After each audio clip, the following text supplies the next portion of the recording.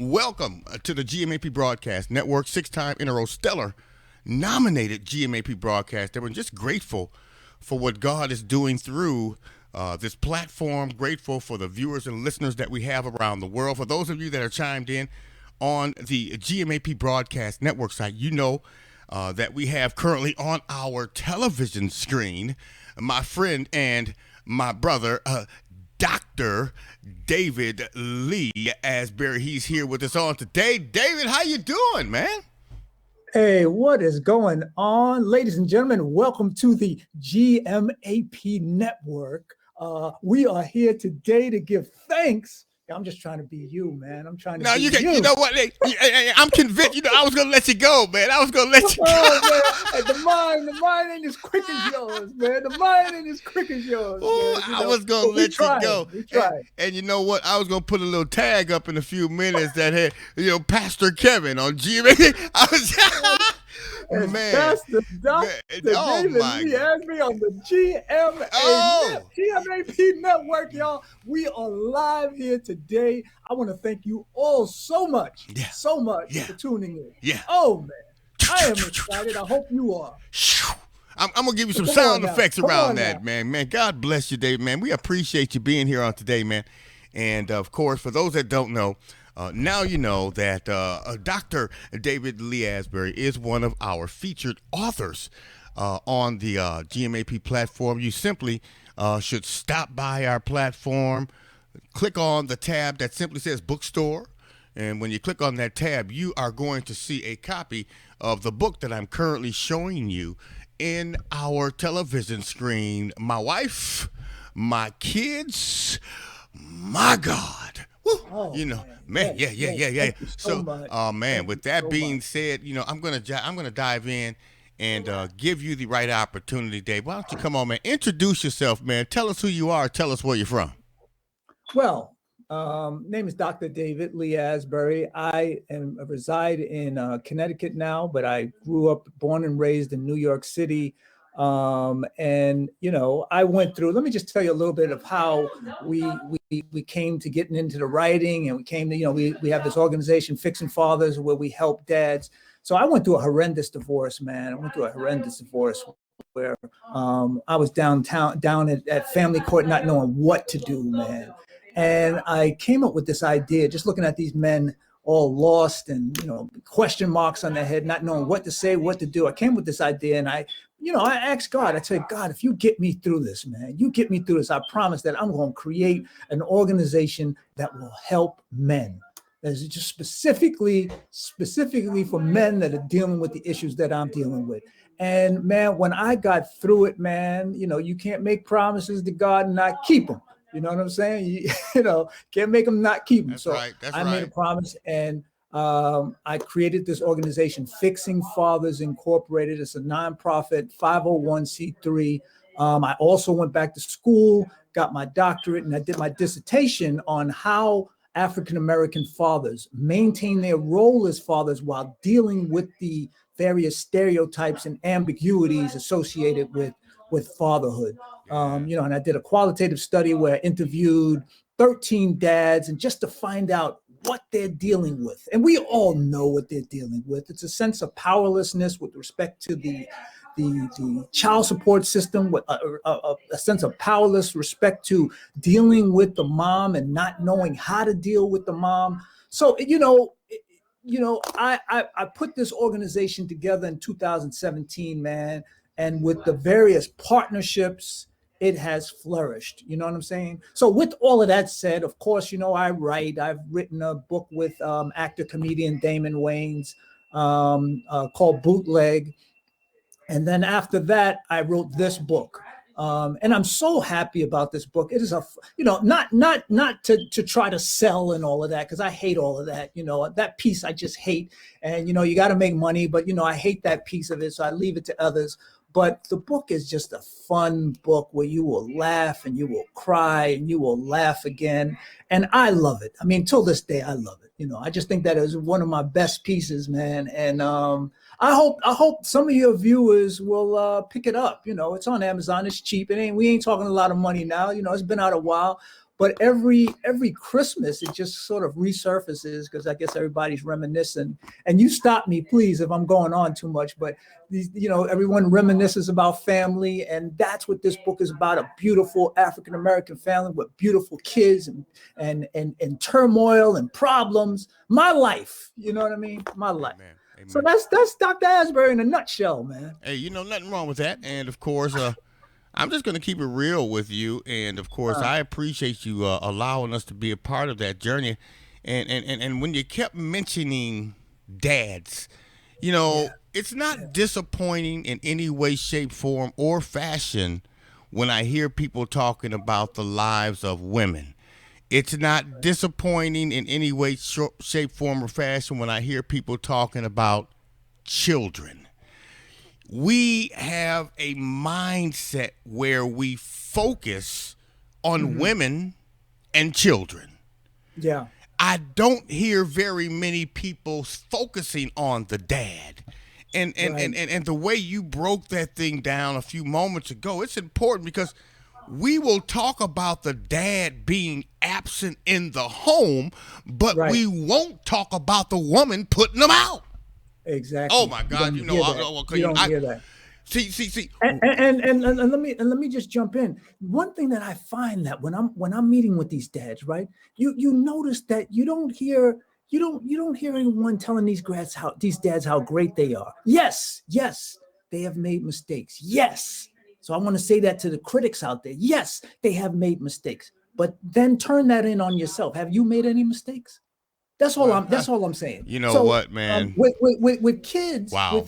Right? A dad can make a mistake, and if I can get that dad to turn around, if I can get him to turn around and see how much power he has over this kid, and get them to understand how significant they are. Now, let me tell you something. Pastor. I don't get every dad. I'd be a fool to tell you, hey, man, I am the dude that can change every dad out there. But there are a select few, man, that just jump on and say, yes, I am significant. Yes, I am important. Yes, I can play an important role in my child's life. Yes, I want to. What do I need to do? What do I need to do, Dr. Asbery? Amen. And we have this 24/7 dad program that we put together. It's from the National Fatherhoods Initiative. We do 24/7 dad AM. We do 24/7 dad PM. And we have the inside out dad. Those are for the dads that are incarcerated. So I'm excited about this work. This is not, we ain't making a lot of money here at Fixing Fathers. Well, I'm going to stop you right there because you told me to.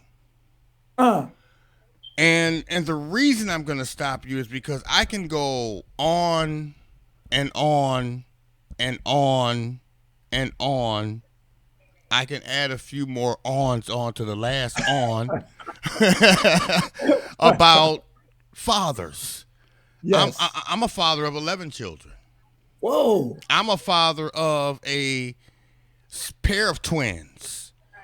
I'm a father of, 11 good children. I'm a father of a student at West Point Academy. I'm a father of 3 serving in the armed forces. I'm a father of a pair of twins. I'm a father of a high school young man who's been playing varsity sports since he was a freshman, good grades, college recruit bound, and doing. Yes. I'm a father, but by me saying that, I have been recognized to the rest of the world as a bad apple, a bad seed, no good, been dogged out, disrespected, dishonored, abused, and devalued because I'm a no good father to them. Right. See, I always like to look at a situation and say, you know what? Every situation is different. Exactly. And people need to understand. I watch TV sometime, and I'm going to get off of this right after this because I want to really talk more about my wife, my kids, my God. Yeah, we're gonna get into that. I start focusing on this fixing fathers. We'll get back I'm to sorry. you. We'll get back to you. You see that? You know, but Pastor, that's where the passion is at, man. I love the book. I love the book too. I'm just trying to show you where the passion is at. you know what? Go ahead. The passion is going to speak for itself. Yes. I'm not mad, upset, disappointed. Yeah. I'm not any of that because I appreciate the passion. As a matter of fact, when I spoke to you earlier off the air, I said, man, we might want to consider putting this conversation on television because in addition to the book, you have a lot to share. Yeah, man. And let me tell you something. I love the book too. My wife, my kids, my God, thank you so much for that. But let me tell you something. My passion is exactly where yours is because I know what it's like being a father. Yes. See. Yes. I can't tell you I can relate to what it's like being a son. I mean, being a mother. I have no idea what that's like. No dad. Right. Like dad. So I can't even relate. I can't even relate to when someone say, man, I lost my mother today. I can't tell you. I know how you feel. I have no idea. Exactly. How you feel because I've never lost my mother. But let me tell you all something. When we tell you it's not an easy responsibility being a dad if you've never been one or if it's impossible for you to be one, don't ever tell them you can relate because you can't. You cannot. When the child support officer knock on your don't get me started. You don't know. Man, you have no idea because they take everything away from the responsibility of the dad when the dad has to suffer. If we get married and divorced, you get half. The dad has to suffer if we separate. We have to give you all this money for child support. I'm paying I'm paying child support for a child that has been born, grown up, and passed away. Pastor. So who is there, right? This is the point right there. This is the point to it, and then we can get back into the book. Who is there to build that dad up so that he can maintain those payments, that he can maintain his job, and that he can really still feel significant. That's all I'm saying, Pastor. I'm there to try to get these dads to understand that there's the light at the end of the tunnel. And a lot of them don't really understand that child support at some point does end. Does fatherhood end? No, you're going to be a father until you die. But child support and all of that kind of stuff, it gets it. You know what I mean? I used to just pretty much look at child support as another bill. Gas bill, electric bill, child support. It is what it is. It got to be paid. Ain't no way around it. So let's just get that straight right off the bat. What? I talk to my fathers all the time. I disagree. Well, what do you disagree with? I disagree with it not being a way around it. The way around it is standing up for what's really right. And none of us do that because we have become an acceptable society. Yeah, well, let me just say, you can stand up for what you think is right, but you will actually be standing up in jail. You will be actually standing up without a license. You'll be actually standing up with your taxes being garnished. Acceptable. So these are kind of the decisions you want to make. You want to think about before you start fighting that big fight. Well, if you don't, you are going either father. Hey, man, I'm just kind of laying it out the way I see it. Well, no. You're laying it out the way it is. Yeah. Okay, yeah. Don't get me wrong. Don't get me wrong, Doctor. I'm in agreement with you. Yeah. Okay. I'm in agreement with you, bro, because you're right. You will be, but that's where we have been so paranoid and placed in a position to be intimidated by what the government, society, and what people have decided has to be acceptable. That we won't fight it. Right. If we don't accept it, we lose. And you're absolutely right about that because because there are individuals now. There are individuals that I meet, and myself included. You know, I fought for the dignity. I fought. Did I, in the end, did I end up having to pay child support? Oh, yes, I did, because I lost in court. But my point is that when I fought, I can't tell you how good I felt after. Yeah. You know, I mean, I went as far as I could go. And that's the piece. That's the piece. That's where I'd like to get dads, where they're not just sitting there taking it. They're not just being spoon fed. You know, no, I have something to say. I'd like to see my kids on Christmas. I'd like to see my kids on Thanksgiving. I'd like to have 2 weeks out of the year. I'd like to have a month out of the year. Okay, doctor. So I try to get my dads. To jump in there and, hey, man, if this is going to be a fight, let's put them up.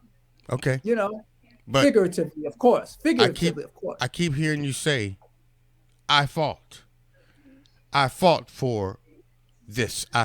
I fought for that. I fought.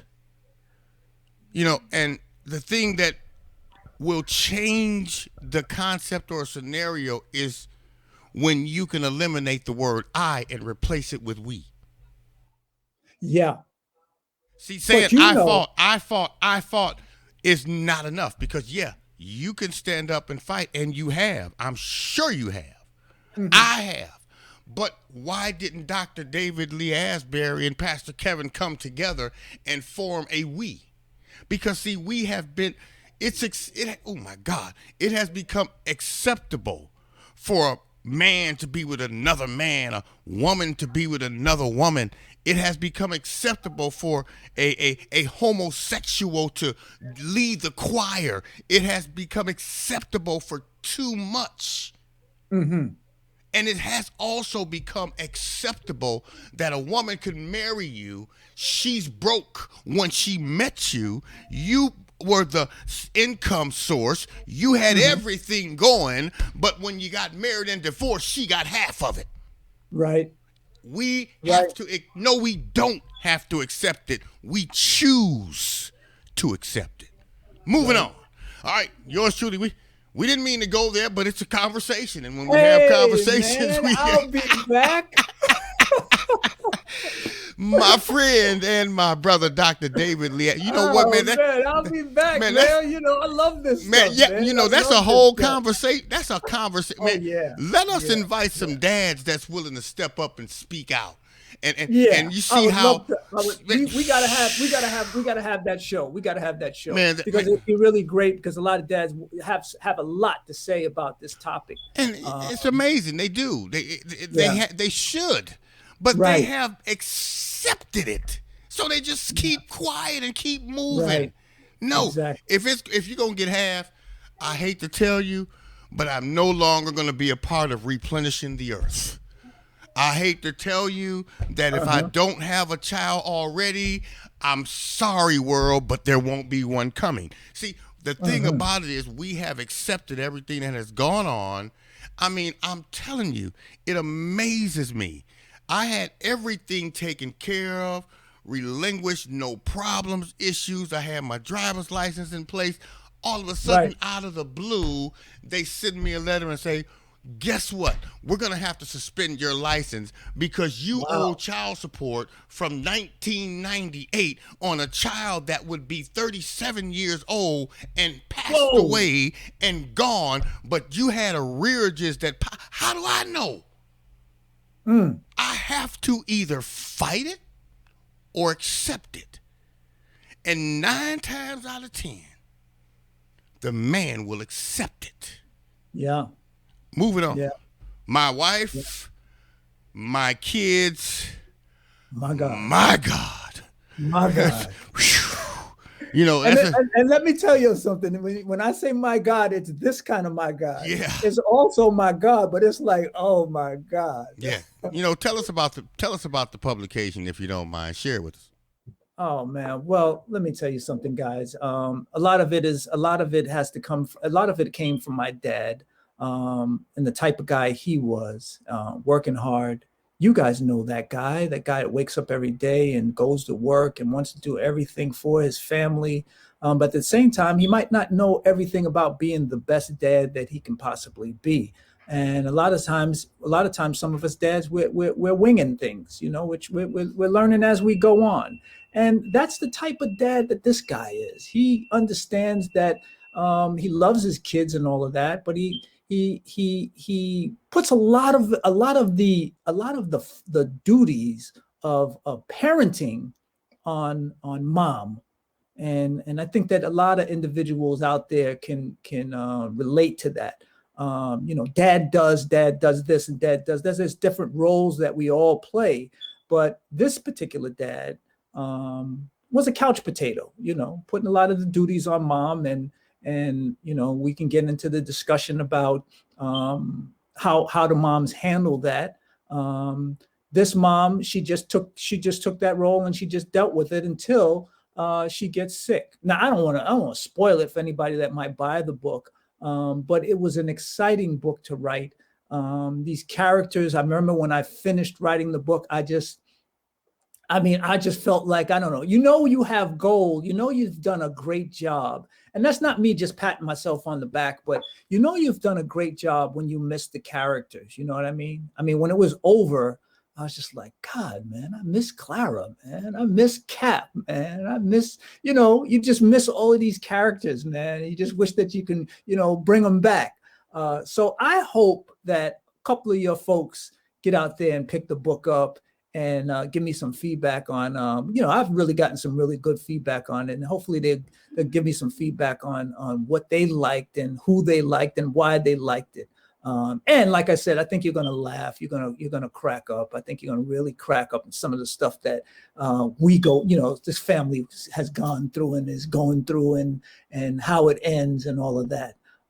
So I'm very excited about, I'm just still excited about it, but I'm just glad that I can continue talking about it and selling it. People are interested in it, which is great. How is it that people can show their support by purchasing a copy? Where is it available? How can they download? How can they purchase? How can they receive a copy from someone like yourself?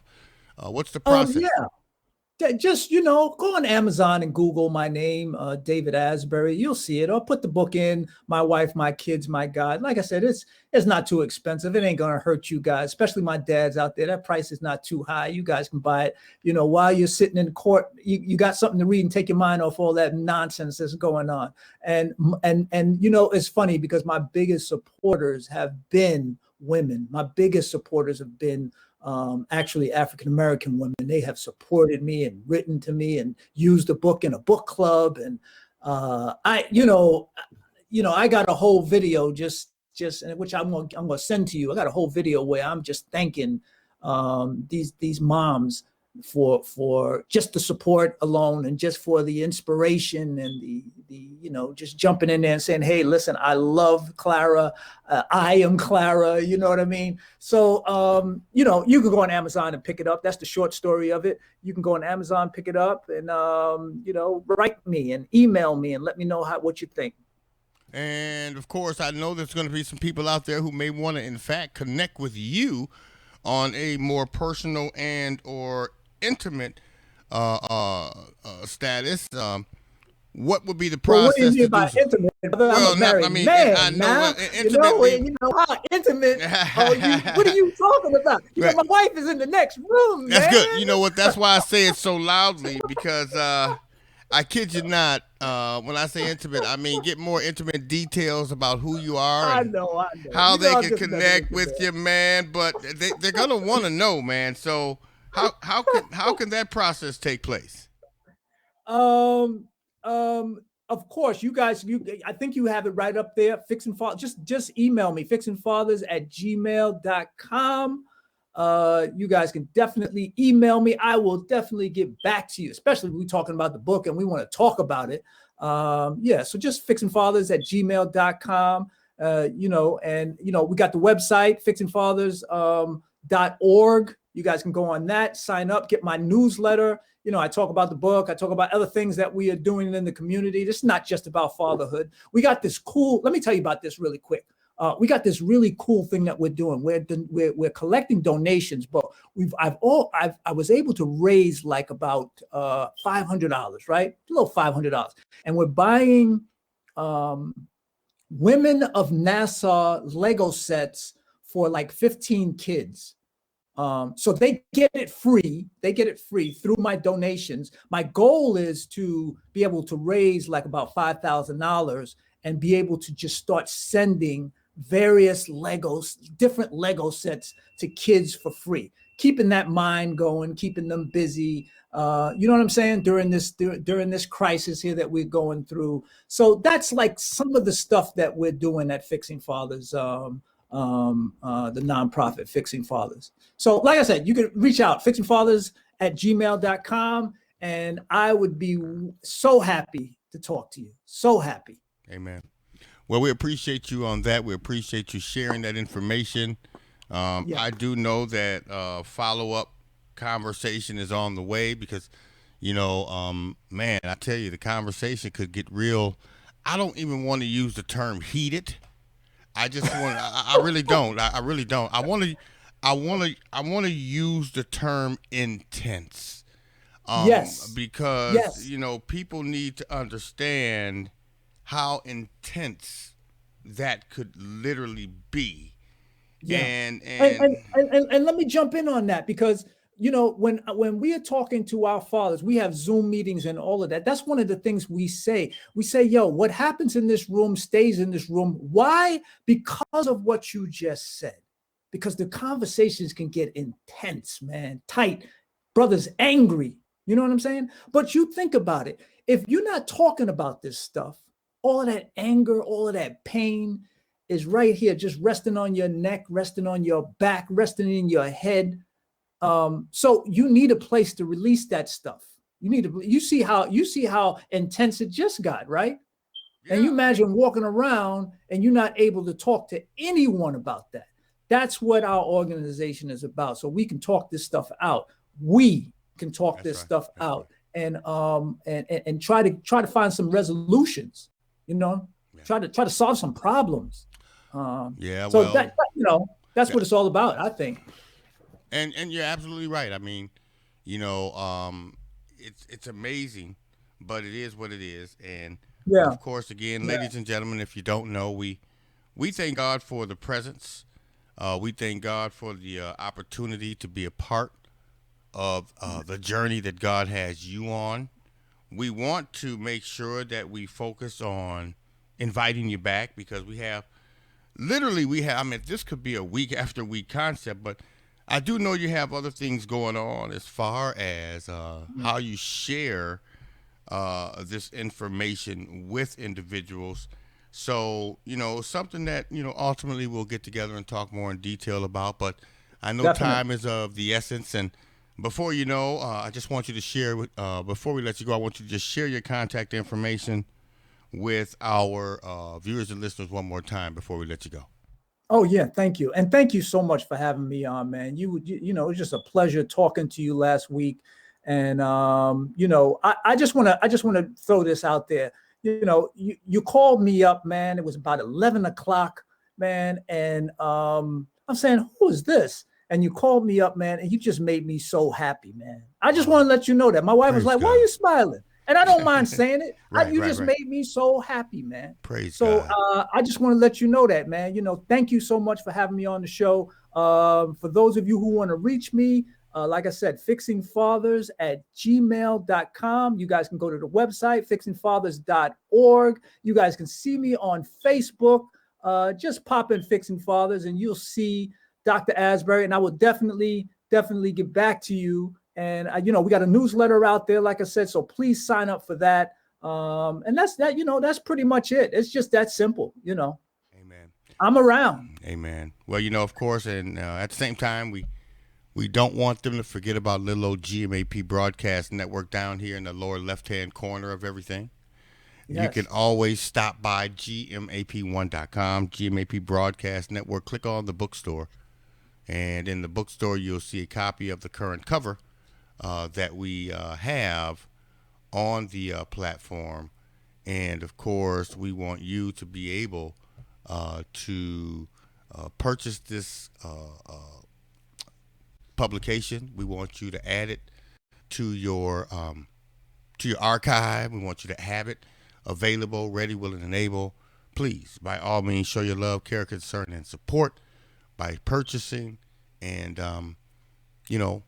we're going to make sure that we continue to disseminate the necessary information to you around the world, so you can continue to be informed, you can continue to be connected, you can continue to be blessed.